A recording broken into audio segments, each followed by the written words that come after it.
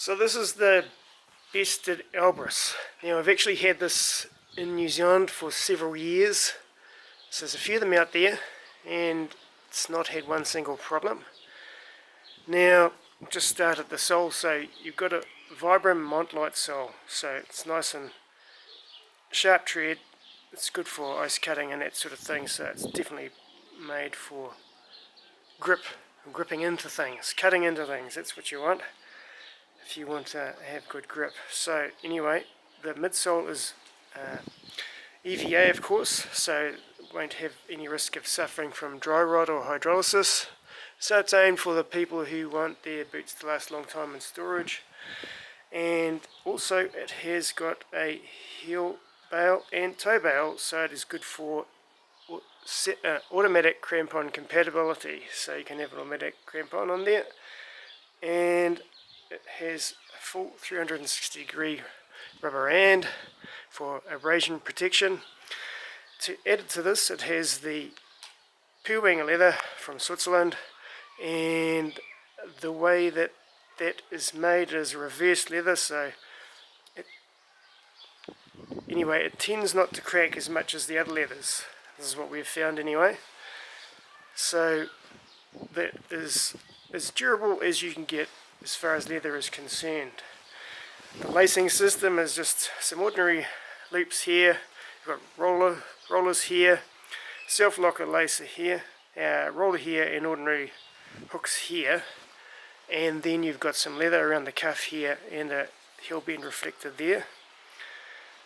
It's mainly all one part down below. It's a durability feature. Now for comfort they have got extra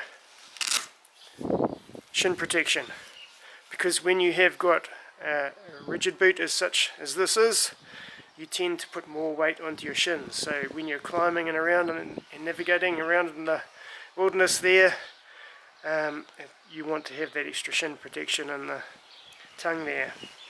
So it's a high spec boot. Now they have the usual high durability material in the cuff here. This is it's not as tough as leather, but it's not far off it in terms of durability. What happens is if you get some of the other materials and people get a little bit of dirt in between here and say their sock and whatever, and just sort of sits there and starts wearing away at things, well, it can wear through the other materials, whereas this one lasts really well. We've never had a problem with it. It's brilliant.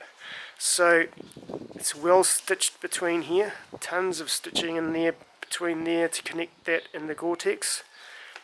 The Gore-Tex liner in here has a little bit of insulation in it as well. Obviously you want that if you're aiming at an alpine boot such as this.